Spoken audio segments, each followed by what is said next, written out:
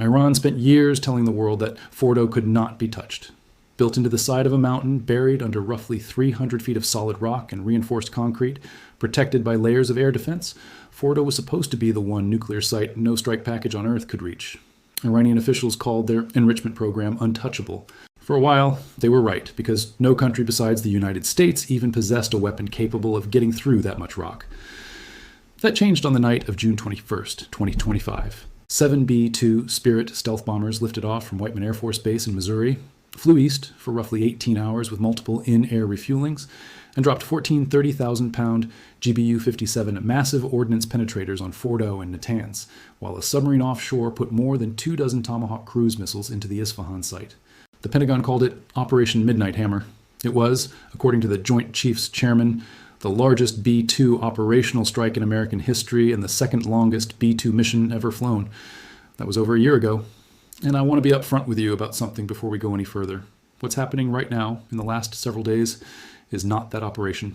It's a different, ongoing campaign, and understanding the difference actually matters if you want to understand where this is heading. So let's build this properly.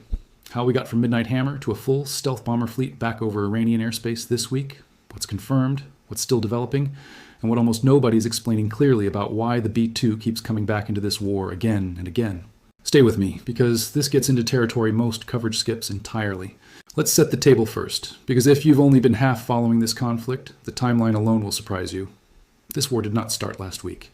It started on February 28th, 2026, when a joint American and Israeli operation opened with a strike that killed Iran's supreme leader, Ali Khamenei, and triggered a massive retaliatory barrage of missiles and drones from Iran across the region. That opening phase eventually cooled into a negotiated arrangement.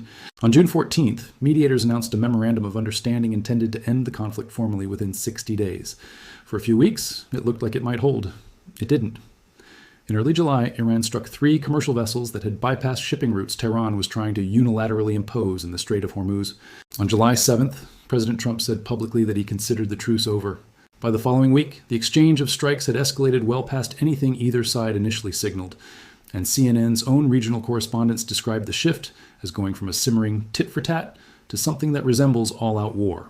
9 consecutive nights of American strikes followed, hitting bridges, ports, coastal defense sites, and military infrastructure across southern and central Iran. Then came the moment that actually explains this week's headlines. On the night of July 17th into the 18th, a heavy Iranian ballistic missile and drone barrage hit Muwafaq Salti Air Base in Jordan, one of the installations housing American forces in the region. 2 U.S. service members were confirmed killed. A third was reported missing in action. According to CNN's live coverage, these were the first American military fatalities from Iranian fire since the conflict's earlier phase back in March. Defense Secretary Pete Hegseth's public response was blunt. The losses, he said, had only stiffened American resolve. Within hours, U.S. Central Command launched what officials described as strikes meant to swiftly punish Iran for the attack. That's the moment the B-2s came back into the picture. Not as a one-off headline strike, but as part of a larger, sustained air campaign that the Pentagon has been running under the name Operation Epic Fury since earlier this year. And this is the part I think deserves way more explanation than it's getting, because most coverage treats stealth bomber hits Iran as a single dramatic event, when in reality the B-2's role in this war has been building for months. And this week represents an escalation of an already running campaign, not the start of a new one. Let's talk about what the B-2 actually is and why it, specifically, is the aircraft that keeps getting called back into this fight, because the reasons matter for understanding what's happening now. The B-2 Spirit is a flying-wing, subsonic, low-observable bomber built by Northrop Grumman. It has no vertical tail surfaces, no sharp edges to bounce radar back to a receiver, radar-absorbent skin coatings, and a heavily suppressed infrared, acoustic, and electromagnetic signature. The Air Force describes it as capable of penetrating some of the most heavily defended airspace on Earth without being detected. It's been in service for more than 3 decades and has been continuously modernized, most recently through what the Air Force calls its Spirit Realm software program, which keeps its mission systems current against evolving air defenses. Here's the number that actually explains why the B-2 keeps getting the call. There are only 19 of them in the entire Air Force inventory, and at any given time, a portion of that fleet is down for maintenance. That's it. 19 aircraft, each one costing roughly $2 billion, according to reporting from the New York Times, cited by Fox Business, at the time of the original 2025 strikes.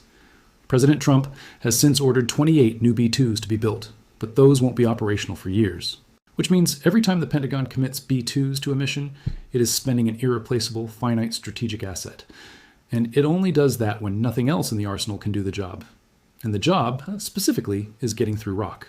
The B-2 is the only aircraft cleared to carry the GBU-57 massive ordnance penetrator, a 30,000-pound, 20-foot-long bomb designed to punch roughly 200 feet into the earth before detonating. Nothing else in the American arsenal, and nothing in Israel's arsenal either, can do what that bomb does.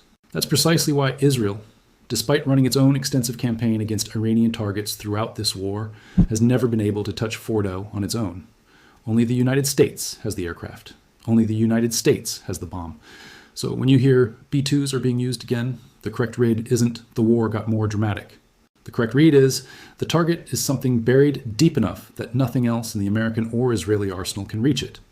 Which brings us to what's actually being hit right now.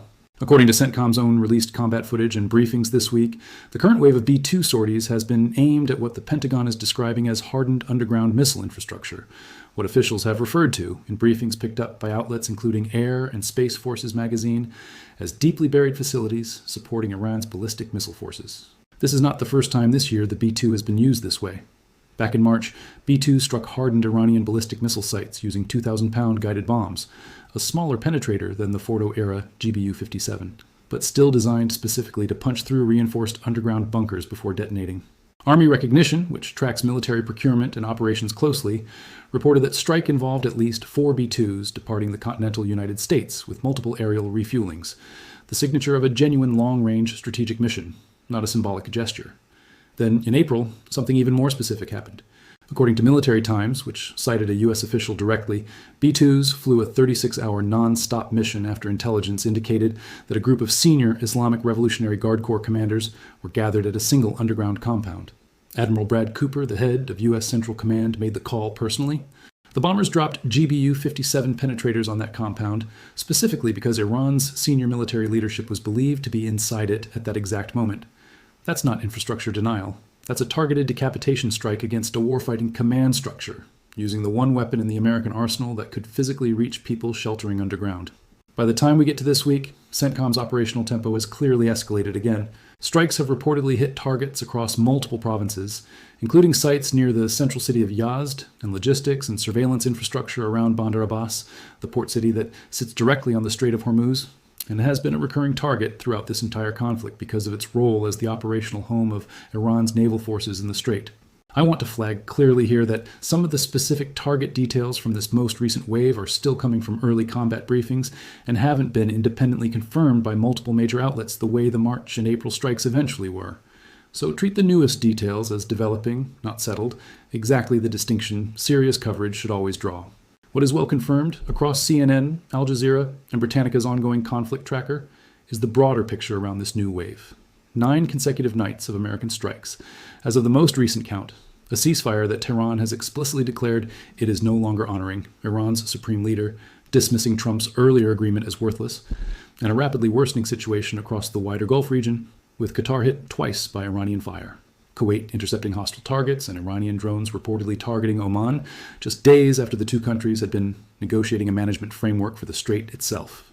Now let's talk about the part of this story that I think gets the least attention, but actually matters the most if you're trying to understand where this goes next, the Strait of Hormuz and what's happening to global shipping while all of this plays out. Before this conflict, an average of roughly 130 ships passed through the Strait of Hormuz every single day, according to Library of Congress data cited by CNN. That strait carries something like a fifth of the world's seaborne oil trade. As of CNN's most recent tracking, using open-source marine traffic data, daily transit had fallen to single digits. 9 vessels in a 24-hour period, a small fraction of pre-war traffic. Insurance premiums for tankers willing to make the run have spiked. Shipping costs are rising. And because Gulf oil exporters and countries like Japan that get roughly 90% of their crude from Gulf sources all depend on this specific channel of water, the economic pressure from a stalled strait doesn't stay contained to the Middle East. It moves through the entire global supply chain, eventually showing up as higher prices at gas stations thousands of miles from any of this fighting. This is also, by the way, where the human cost of this war becomes impossible to wave away as an abstraction.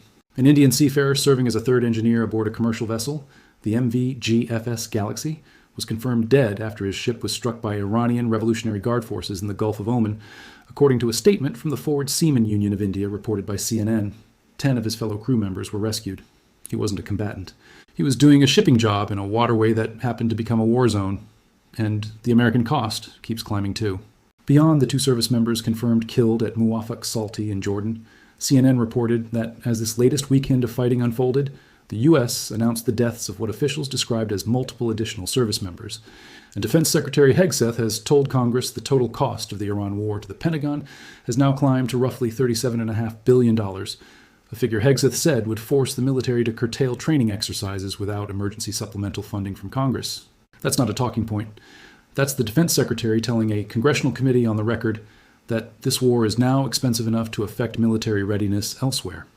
So here's where I think the honest, sober assessment lands, and I want to walk through both sides of it fairly, because there's real disagreement among people who actually study this professionally. On one side, the B-2 campaign has demonstrated repeatedly that the United States retains the ability to reach targets inside Iran that nothing else can touch. Deeply buried nuclear infrastructure in 2025, hardened missile sites in March, a specific underground IRGC leadership compound in April, and now what's being described as further deep earth strikes this week. President Trump declared after Midnight Hammer that Iran's nuclear program had been completely and totally obliterated. Colonel Josh Witala, who commands the 509th Bomb Wing that carried out that original mission, told CBS News he considers it one of the most consequential raids of his career. On the other side, skeptics and independent analysts have repeatedly urged caution about accepting obliterated at face value.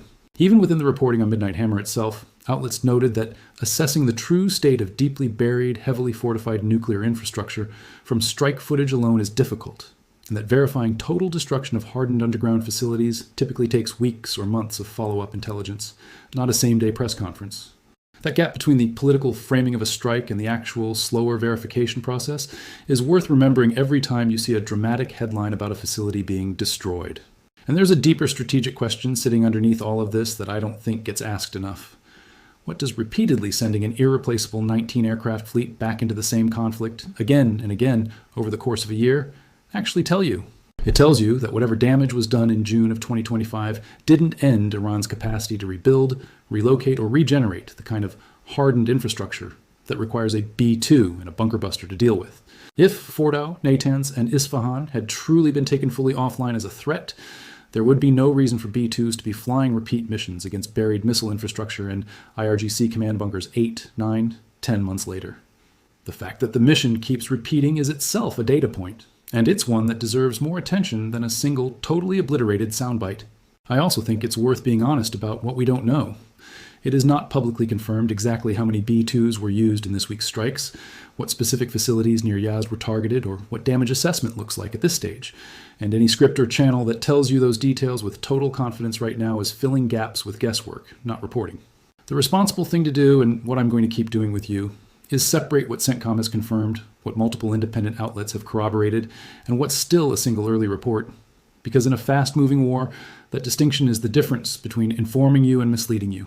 Let's zoom out one more time before we wrap this up, because I think the strategic picture is actually more interesting than any single strike. What we're watching is a war that keeps threatening to end and keeps failing to end. A ceasefire negotiated in June collapsed by July. Diplomatic tracks involving Qatari and Pakistani mediators have, according to regional diplomats cited by CNN, given way to open pessimism. Iran continues to insist it retains the ability to threaten the Strait of Hormuz even as it visibly loses infrastructure, personnel, and economic capacity by the week. The United States continues to demonstrate that it can reach anything Iran tries to bury, while also absorbing real casualties and real financial costs to keep doing it. Both sides, in other words, appear to believe their current position is still worth the cost of continuing, which is exactly the kind of standoff that historically doesn't resolve quickly. If you want the two things worth watching most closely over the next few weeks, here they are. First, whether independent damage assessments, not CENTCOM press releases, but follow-up satellite imagery and intelligence analysis from outlets and researchers who aren't part of either government's messaging apparatus, confirm that this week's underground strikes actually degraded Iran's missile production and command capacity, or whether, like some earlier claims in this war, the picture turns out to be more contested than the initial announcement suggested. Second, whether shipping traffic through the Strait of Hormuz continues to collapse toward zero, because that number, more than any single airstrike, is the clearest real-time signal of how close this conflict is to spilling fully into the global economy.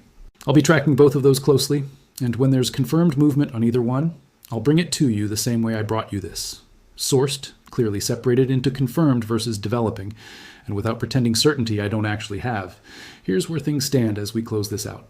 In June of 2025, 7 B-2 Spirit stealth bombers flew an 18-hour mission from Missouri to strike Fordo, Natanz, and Isfahan with bunker buster bombs in Operation Midnight Hammer, the largest B-2 operation in American history.